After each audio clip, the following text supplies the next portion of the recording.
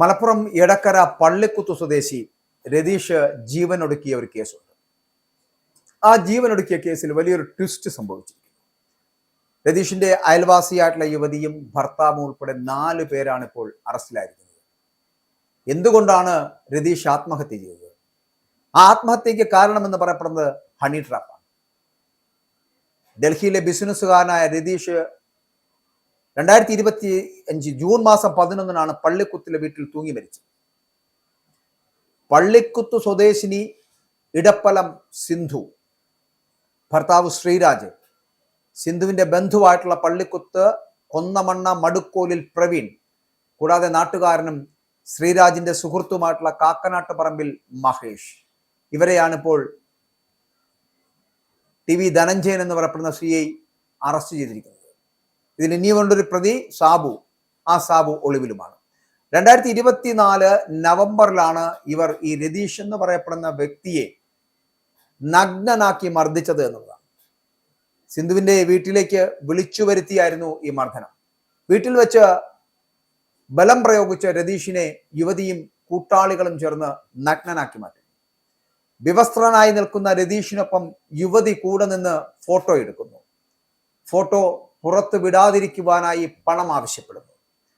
പണം കിട്ടില്ലെന്ന് ബോധ്യമായതോടെ photo രതീഷിന്റെ school ഗ്രൂപ്പിലേക്കും ഒപ്പം തന്നെ രതീഷിന്റെ ഭാര്യയ്ക്കും കൂട്ടുകാർക്കും അയച്ചു നൽകുന്നു. ഇതോടെയാണ് യുവാവ് ജീവനൊടുക്കിയതെന്ന് അദ്ദേഹത്തിന്റെ അമ്മ അടക്കം ആരോപിക്കുകയും ചെയ്തിരുന്നു. രതീഷിന്റെ അമ്മയും ഭാര്യയും പോലീസിൽ പരാതി നൽകുന്നു. എടക്കര പോലീസ് നടത്തിയ അന്വേഷണത്തിൽ 4 പേരെ അറസ്റ്റ് ചെയ്യുന്നു. പ്രതികൾ കടം വാങ്ങിയ പണം രതീഷ് തിരികെ ആവശ്യപ്പെട്ടതോടുകൂടിയാണ് ഈ പ്രശ്നങ്ങൾ ആരംഭിച്ചത് എന്നുള്ളതാണ്. പണം തിരിച്ചു കൊടുക്കാതിരിക്കുവാനും രതീഷിൽ നിന്ന് കൂടുതൽ പണം തട്ടിയെടുക്കുവാനും വേണ്ടിയായിരുന്നു ഇത്തരത്തിലുള്ള ഹണി ട്രാപ്പ് നടത്തിയത്.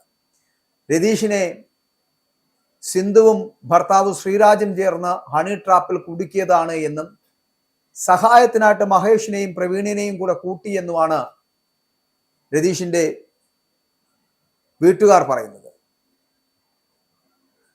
ഫോട്ടോയൊക്കെ തെളിവുകൾ അടക്കമുള്ളതാണ് എന്നുള്ളത് കേസിൽ ഇപ്പോൾ നിർണായകമാകുന്നുണ്ട്. മാത്രമല്ല, ഈ പള്ളിക്കുത്ത് സ്വദേശിയും ഡൽഹിയിൽ വ്യവസായിയും അവിടെ സ്ഥിര താമസക്കാരനുമായിരുന്നു രതീഷ്. രതീഷിന്റെ ബന്ധുക്കളുടെയും സുഹൃത്തുക്കളുടെയൊക്കെ മൊഴികൾ രേഖപ്പെടുത്തിയ അത് അങ്ങനെ നടത്തിയ അന്വേഷണത്തിലാണ് രതീഷ് ഹണി ട്രാപ്പിന് ഇരയായതായിട്ടുള്ള സൂചനകൾ തന്നെ ലഭിക്കുന്നത്. രതീഷും സിന്ധുവും എന്ന് പറയപ്പെടുന്നത് ബന്ധുക്കളും ഒപ്പം തന്നെ സഹപാഠികളുമായിരുന്നു.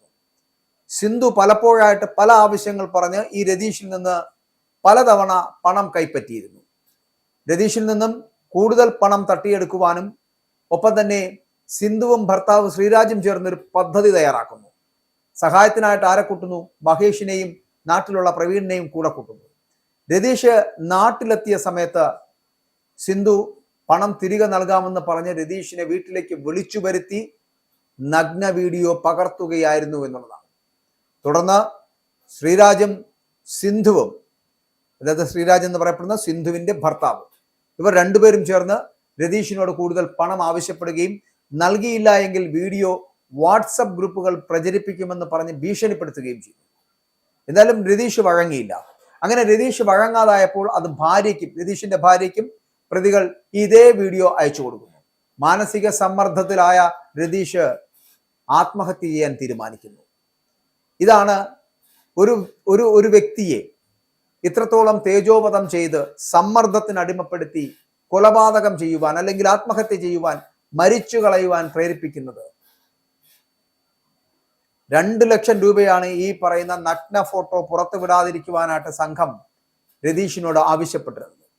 ആ പണം നൽകാൻ കഴിയില്ല എന്ന് രതീഷ് വളരെ കൃത്യമായി മറുപടി നൽകുകയും ചെയ്യുന്നുണ്ട്. ഒരു തെറ്റും ചെയ്യാതെ താൻ എന്തിന് പണം നൽകണം എന്നുള്ളതായിരുന്നു രതീഷിന്റെ ചോദ്യം. പക്ഷെ ആ ചോദ്യത്തിനോട് പ്രതികരിച്ചത് ശ്രീരാജും സിന്ധുവുമായിരുന്നു. പണം നൽകിയില്ല എന്നുണ്ടെങ്കിൽ നിങ്ങളുടെ ഈ നഗ്ന ഫോട്ടോ, ഈ സ്ത്രീയുമായി നിൽക്കുന്ന നഗ്ന ഫോട്ടോ ഞങ്ങൾ പുറം ലോകത്തെത്തിക്കും.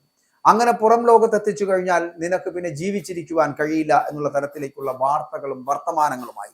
ആ വർത്തമാനങ്ങൾക്കിടയിൽ നിന്ന് ഈ പണം ലഭിക്കില്ല എന്നുള്ള സാഹചര്യം വന്നതോടുകൂടിയാണ് രതീഷും സിന്ധുവും ചേർന്ന് ശ്രീരാജും സിന്ധുവും ചേർന്ന് ഈ ഫോട്ടോ രതീഷ് അടക്കമുള്ളവരുടെ സ്കൂൾ ഗ്രൂപ്പുകളിലേക്ക് അയച്ചു കൊടുക്കുന്നതും അദ്ദേഹത്തിന്റെ ഭാര്യയ്ക്ക് അയച്ചു കൊടുക്കുന്നതും.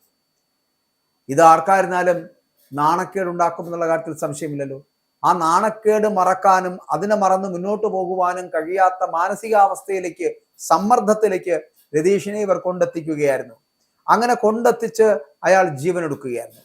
ജീവനൊടുക്കിയ രതീഷിനെ കുറിച്ച്, അവരുടെ നഷ്ടത്തെക്കുറിച്ച് പറയാൻ കഴിയുന്നത് അവരുടെ അമ്മയ്ക്കും ഭാര്യയ്ക്കും മാത്രമാണ്. പക്ഷെ ഇവിടെ തൻ്റെ ജീവനക്കാളേറെ ആത്മാഭിമാനത്തോടു കൂടി ജീവിക്കാൻ ശ്രമിച്ച രതീഷ് എന്ന് പറയപ്പെടുന്ന ഡൽഹിയിലെ വ്യവസായിയെ കൊന്നുതള്ളാൻ അല്ലെങ്കിൽ ആത്മഹത്യയിലേക്ക് നയിക്കുവാൻ ഇവിടുത്തെ ഞാൻ ഈ പറഞ്ഞ ശ്രീരാജും സിന്ധുവിന്റെ കൂട്ടുകാരായിട്ടുള്ള പ്രവീണും മഹേഷും ഒക്കെ നടത്തിയ ഈ ദാരുണമായ കൃത്യം, ഒരിക്കലും അംഗീകരിക്കാൻ കഴിയാത്ത, കാരുണ്യമില്ലാത്ത പ്രവൃത്തി എന്ന് പറയേണ്ട ഈ കൃത്യം ഒരിക്കലും നടക്കാൻ പാടില്ല. ഇനി ഒരാൾക്കും ഇത്തരത്തിലുള്ള ദുരന്തങ്ങൾ ഉണ്ടാകരുത് എന്ന് പറഞ്ഞാണ് ഓരോ മരണവും ഓരോ ആത്മഹത്യയും കഴിയുമ്പോഴും ഈ മാധ്യമങ്ങളടക്കം പറയാറുള്ളത്, ചിലപ്പോൾ പലരും പ്രതിജ്ഞ എടുക്കാറുള്ളത്. പക്ഷേ നമ്മൾ ഈ കാര്യം പറഞ്ഞ് അവസാനിപ്പിക്കുന്ന അടുത്ത നിമിഷം മറ്റൊരു ആത്മഹത്യ ഉണ്ടായിരിക്കും.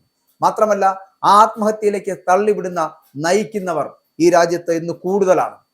ഒരാളുടെ മാനസികാവസ്ഥയെ സമ്മർദ്ദപ്പെടുത്തി അതിൽ നിന്ന് അദ്ദേഹത്തെ ജീവിതം കളയാൻ പ്രേരിപ്പിക്കുന്ന തരത്തിലേക്ക് എത്തപ്പെടുന്ന നരാധമന്മാർ, അത് പെണ്ണും ആണും അടങ്ങുന്നവർ നിരവധി ഉണ്ട് നമ്മുടെ കേരളത്തിൽ എന്നതാണ്. കേരളത്തിൽ മാത്രമല്ല, പല മേഖലകളും കേരളത്തിൽ അല്പം കൂടുതലാണ് എന്നതാണ്.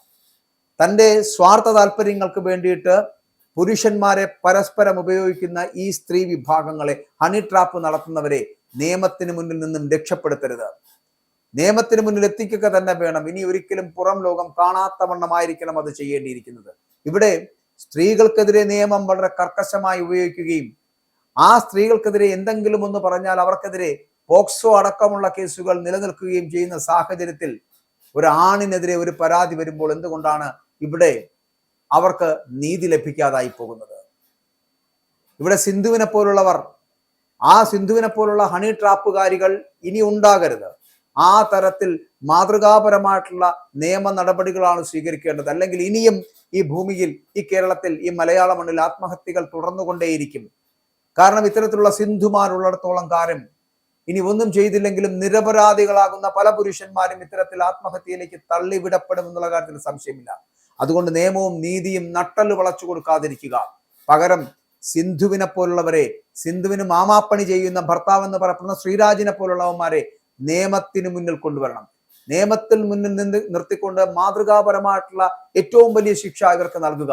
അത് ഈ സമൂഹത്തിനൊരു സന്ദേശമാകണം. ആ മാതൃകയാകണം ഇനി വരാൻ പോകുന്ന തലമുറയ്ക്ക് ഇങ്ങനെയൊന്നും ചെയ്യാൻ പാടില്ല എന്നുള്ള ഒരു തീരുമാനത്തിലേക്ക് എത്തുവാൻ അവരെ പ്രാപ്തരാക്കേണ്ടത്. അത്തരത്തിലുള്ള നിയമ സംവിധാനങ്ങൾ നമ്മുടെ സർക്കാരിനും നമ്മുടെ ഇവിടുത്തെ നീതിന്യായ വ്യവസ്ഥയ്ക്കും ചെയ്യാൻ കഴിഞ്ഞാൽ മാത്രമേ ഇനി ഇവിടെ ഒരു രതീഷുമാർ ആത്മഹത്യയിലേക്ക് പോകാതിരിക്കൂ. ഇസ്രായേലിന്റെ 5 സൈനിക താവളങ്ങളിൽ കനത്ത നാശനഷ്ടം. മോദി വെളിപ്പെടുത്തുന്ന ഇന്ത്യയുടെ വികസനത്തിന്റെ മയക്കുമരുന്ന് വിൽപ്പനയ്ക്കെതിരെ ശക്തമായ നടപടിയെടുത്ത് ഷാർജ പോലീസ്.